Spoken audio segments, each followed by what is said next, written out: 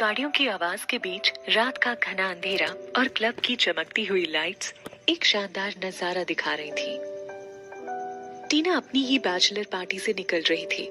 ये bachelor party उसने अपनी दोस्तों को अचानक से इसीलिए दी थी क्योंकि ये उसकी बैचलर जिंदगी की आखिरी रात थी, क्योंकि कल वो शादी करने जा रही थी। टीना खूबसूरती की मलिका और अपनी जीरो फिगर से लड़कियों को कॉम्प्लेक्स देने वाली एक नायाब परी सी दिख रही थी। भगवान ने भी शायद उसे पूरी फुर्सत में बनाया होगा। मॉडलिंग की फील्ड में भी उसके लुक्स बाकी मॉडल्स को नीचा दिखाते थे। शादी की खुशी और दोस्तों की संगति में आज टीना ने कुछ ज्यादा ही ड्रिंक कर ली थी और वो नशे के कारण लड़खड़ा रही थी। अच्छा था कि प्रणय ही उसे लेकर निकला था और उसका होने वाला पति होने के नाते टीना को अपार्टमेंट में ले जाकर बेड पर लिटाने में उसे ज्यादा प्रॉब्लम नहीं हुई थी। जल्द ही टीना नींद के आगोश में डूब गई थी। टीना ने अपनी पलकें खोलने की कोशिश की। उसकी भारी हो रही पलकों को खोलने की कोशिश करते हुए उसने आसपास के माहौल को समझने की कोशिश की।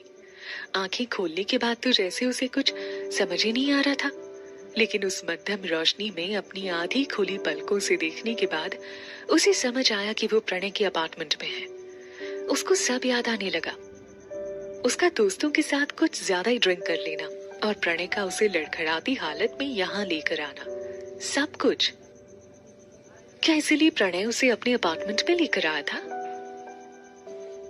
शरारत भरी मुस्कान के साथ सोचते हुए टीना ने कमरे में उस आवाज के सोर्स को ढूंढने के लिए नजरें दौड़ाई जिनके कारण उसकी नींद खुली थी।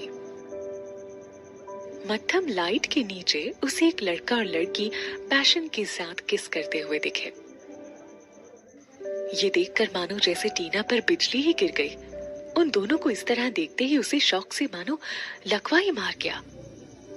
टीना उन दोनों को शौक से देख रही थी जब वो दोनों एक दूसरे में खोकर पैशन के साथ किस कर रहे थे। प्रणय के हाथ यूसुफा की कमर पर यूं लिपटे थे मानो वो उसे छोड़ेगा ही नहीं। प्रणय, हाँ वो ही प्रणय था जो कल उससे शादी करने वाला था। और यूसुफा, वो कोई और नहीं बल्कि उसकी वो कलीग थी जिसके लिए उसने बहुत कुछ किया था। ये सब देखकर उसका दिल मानो धड़कना ही भूल गया था। क्या ये सच में प्रणय है? टीना को कमरा घूमता हुआ सा लग रहा था। बस भी करो, टीना जाग जाएगी, प्रणय यूसुफा से बोला। यूसुफा ने उसे और टाइट हग करते हुए कहा, वो कल से तुम्हारी वाइफ बनेगी और आज से ही तुम उससे डर रहे हो। प्रणय उसको रेसिस्ट नहीं कर पा रहा था। वो उसके करीब आता हुआ बोला, डार्लिंग हम दूसरे कमरे में चलते हैं, टीना जाग गई तो इशू हो जाएगा। उसकी मधोशी बढ़ती ही जा रही थी। वो दोनों एक दूसरे में खोते हुए वहां से चले गए और बेड पर लेटी टीना उन दोनों को एक दूसरे में खोया हुआ देख नहीं पाई और उसने अपनी आंखें बंद कर ली। भले ही टीना की आंखें बंद थी, लेकिन उसके कान खुले हुए थे और उन दोनों की तेज सांसों से लेकर वो उनकी हर बात सुन पा रही थी। जब यूसुफा की आवाज उसके कानों से टकराई, नहीं प्रणय, मैं ये नहीं करना चाहती हूँ उसके सामने। उन दोनों के होठों के मिलने से आ रही आवाज वो सहन नहीं कर पाई और उसने आंखें खोलकर देखने का साहस किया तो पाया यूसुफा प्रणय के कपड़ों को उसके शरीर से दूर कर रही थी। ये उसकी सहन शक्ति के बाहर था। ये सब देखकर उसको पता ही नहीं चला कि कब उसकी आंखें झलक पड़ी। प्रणय, जो कि कल सुबह उससे शादी करने वाला था, वो उसके साथ इतना बड़ा धोखा कैसे कर सकता था? और यूसुफा, कैसे यूसुफा उसके सामने ही प्रणय के साथ हम बिस्तर होना चाहती थी? वो उसके साथ ऐसा कैसे कर सकती थी? टीना ने तो कभी उसका कुछ बुरा नहीं किया, उल्टा उसकी हेल्प ही की थी। और प्रणय, उसे तो टीना ने टूट कर चाहा था। उसके लिए उसने सब कुछ पीछे छोड़ दिया था। क्या सिर्फ इसी धोखे के लिए? उसका दिल एकदम टूट सा गया था। यहाँ नहीं, प्रणय यूसुफा से रिक्वेस्ट करता हुआ बोला, कम से कम बाथरूम में चलते हैं, वैसे भी बाथटब तुम्हारी फेवरेट प्लेस है ना? यूसुफा के शरीर को अपने हाथों से खींचता हुआ प्रणय उसे खींचने लगा। ठीक है, तुम बाथटब भरो, मैं बस अभी आई। यूसुफा ने प्रणय को शरारती नजरों से देखते हुए धक्का देकर कहा। प्रणय के जाते ही वो बेड के पास आई, जहाँ टीना ने उसे अपनी तरफ आते हुए देख अभी अभी आंखें बंद की थी। वो बेड पर आई और टीना के पास झुक कर फुसफुसाई, क्या कल प्रणय के साथ शादी के सपने में खोए हो? भूल जाओ कि प्रणय कभी तुम्हारा होगा। प्रणय हमेशा से मेरा था और मेरा ही रहेगा। अरे हाँ, क्या तुम्हें खुशखबरी पता है? मैं प्रेग्नेंट हूँ और तुम्हें तो आइडिया लग ही गया होगा इस बच्चे का बाप कौन है। और कौन? अपना प्रणय। उप्स, यानी मेरा प्रणय। क्या तुम्हें अब भी लगता है कि प्रणय तुम्हारा हो पाएगा? यूसुफ अपने अंदर के गुस्से को दबाने के लिए दांत पीस रही थी, लेकिन उसकी बातों में जहरीली हंसी मिली हुई सी लग रही थी, जैसे वो टीना को अपनी बातों से ही मार डालना चाहती हो।